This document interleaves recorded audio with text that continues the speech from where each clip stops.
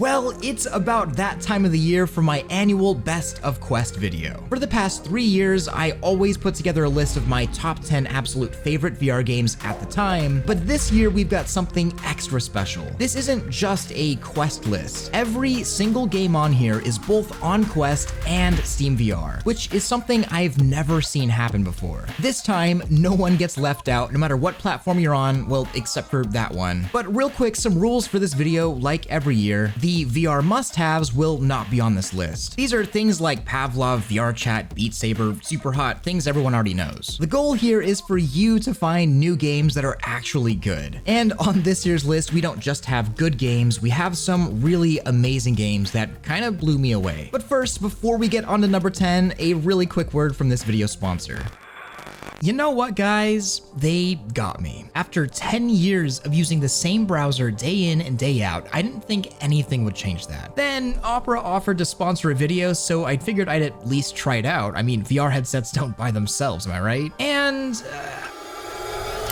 I'm happy to say that I'm a converted man, and welcome to this video's sponsor, Opera GX. I never really knew I needed all these features until I had them right at my fingertips, and now I don't know if I can go back. A built-in RAM and CPU limiter so I can get that extra frame per second in VR chat, a free integrated VPN with Twitch, Spotify, and Discord integrations on the sidebar, and the biggest barrier to entry of swapping browsers is actually a non-problem. You just open Opera GX and it imports everything from your current browser and you're in. So yeah, it's a browser that just does more for the good old price of free. So the download link is down below in the description, and if you download it using my link, you even have an exclusive feature to see my last 12 uploaded videos all in one place. So thank you to Opera GX for supporting the channel, but back to the video. Let's start with number 10. Have you ever wanted to live within Avatar: The Last Airbender and be a bender yourself? Well, let me introduce you to Rumble, a game that allows you to move your body and arms to essentially become an earthbender. If you're expecting to come into Rumble and just have the typical easy gaming experience, where everything is simplified and actions are dumbed down to the press of a button for ease, well, you're gonna have a really tough time here. Rumble is probably one of the most difficult, but also most rewarding games that I have played in a long time. And it's not like Dark Souls kind of difficult. It's the sort of difficulty that only really VR can provide. You're gonna have to actually train your body and remember these movements in VR. Otherwise, when you get into battle, nothing's gonna be happening and you'll just be flailing your arms around getting your butt kicked. And really, by the end of your experience with Rumble, you're probably gonna get frustrated, your arms will be very sore, you're gonna be sweaty, but the feeling of mastering these techniques and pulling off these amazing moves against people with earth going everywhere, well, it's actually amazing. And I think this game has a lot of room to grow in the future. But for now, the groundwork is there, and it's really good. But now, let's move on to number 9, Mothership Forge. So, let me explain real quick. This is a wave shooter, and yeah, I know, VR wave shooter in 2023, come on. But this one is special. Yeah, it's pretty good looking and pretty polished, but its real killer feature is its gun building mechanics. This crazy fun loop of building and attaching all these crazy things on your arms, pretty much allowing you to build anything within the system, like ranging from pizza guns to massive sniper lasers. Really, that whole loop turns this from a couple hour experience to what could be a 30+ hour adventure that also allows for co-op. I also really wanted to include this because it's one of the least motion sickness inducing intense games. For 20 bucks, it's really just pure, loud, boisterous VR fun that can last as long or little as you want. But now for number 8, Shores of Loki. So this is probably one of the most beautiful and serene VR games I have ever played. And it's the kind of game that will both make your jaw drop with its set pieces, but also make you feel cozy and satisfied with its progression. At the end of the day, it is a puzzle game, but even if you don't like puzzle games, don't let that get in the way of giving this one a go. It's super cheap, but it's also one of those worth every penny kind of things. It's relaxing, a little trippy, and a true feast for the eyes. And sometimes sometimes it's really nice to play a chill VR game where the only weapon you need is your brain. And by the way, definitely stole that quote from their Steam store page because it was really good and descriptive for how I felt about this. But now it's time to go for the complete opposite, a game that requires many more weapons than your brain. Number 7,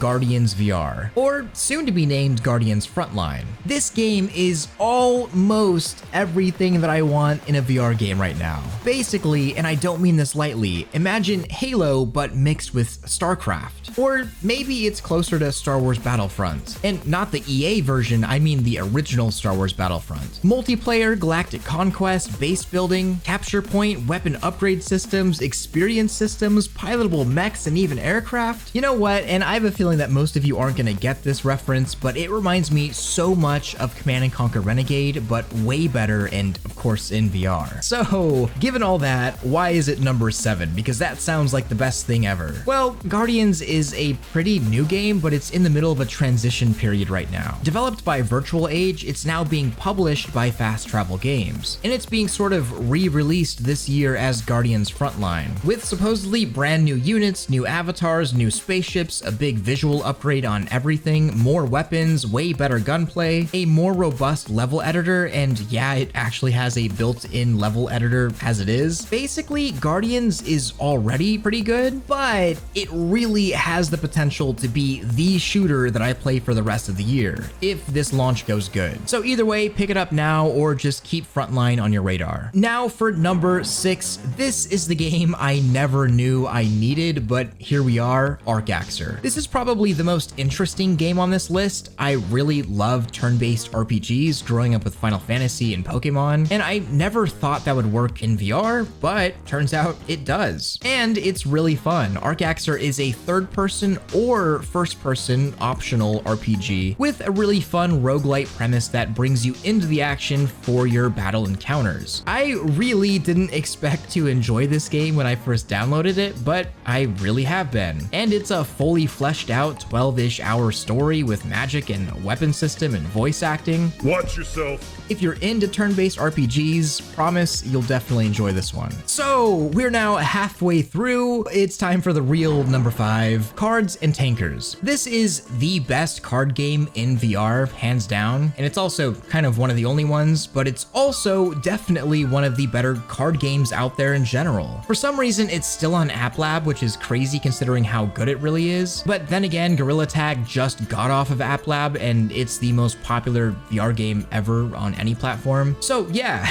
honestly, you don't really need to say that much about it here. If you're into TCGs like Hearthstone or Pokemon or Yu-Gi-Oh or Magic the Gathering, this is not only a recommend, this is like a must play, like you need to play this game. But we're getting into the bottom half now. Things are about to get pretty intense. Number 4, Sail. I love Sea of Thieves, but I almost can't even play it anymore because the only thing that's on my mind when playing Sea of Thieves is how much better it would all be in VR. So welcome Sail, something that I've wanted for a long time. Warning though, this is pretty early access, but almost all the bits and pieces are there. There are multiple ships you can upgrade through and buy. There's sailing, plundering for that booty. Even multiplayer is on its way. Look, it's not Sea of Thieves, but we're probably never getting proper Thieves for VR. And that's okay, because while this game is a little rough around the edges, the devs are super dedicated to making this happen, and you could easily sink, dozens of hours into what's here right now, and more is on its way. Easily deserves number 4. This is pretty much a dream come true for this sort of game. But now for number 3, oh my gosh. Imagine if we were in a weird different timeline and VR headsets existed in the 90s, and that's where all the Doom clones were being made. Yeah, that's pretty much Compound, but better than I could have ever imagined. Honestly, really amazing visuals, the gameplay is top-notch, and the sound effects are probably some of the most satisfying audio feedback cues I've ever heard in VR. It makes for loading anything just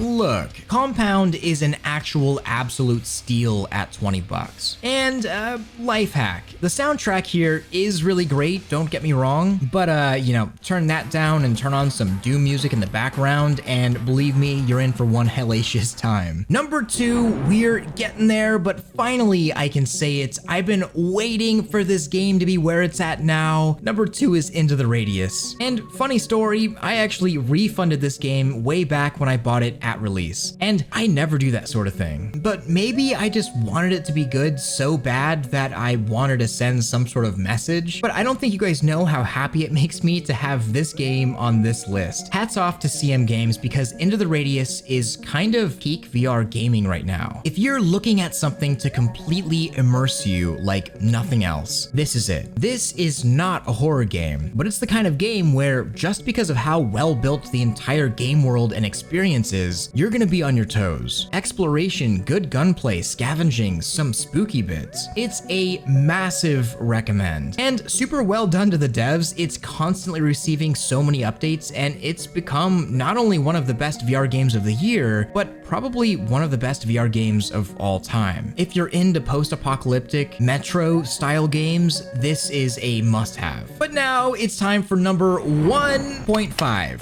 Wow, Loki here again, subverting expectations. Also, you probably thought that number 1 was gonna be Bone Lab, but nope, 1.5, which should probably make you really wonder what number 1 is gonna be. So, Bone Lab, I've made lots of videos on this game already. Look, regardless of how you feel about its physics or storyline, yeah, Bone Lab isn't perfect, but it's a really freaking good VR game. And all those hyped modding tools are bringing tons of content to it every single day. We're reaching a point where the modded content is easily 10 times what the actual game content is, which is crazy. I mean, you could even play entire parts of Boneworks in Bone Lab now. It's just a very solid game, but I honestly don't think it deserves number 1, at least not on this list. There's one VR game that has blown me away over the past year. Look, VR is capable of so much more than just shooting things. Yeah, that's fun, but it's been done 10,000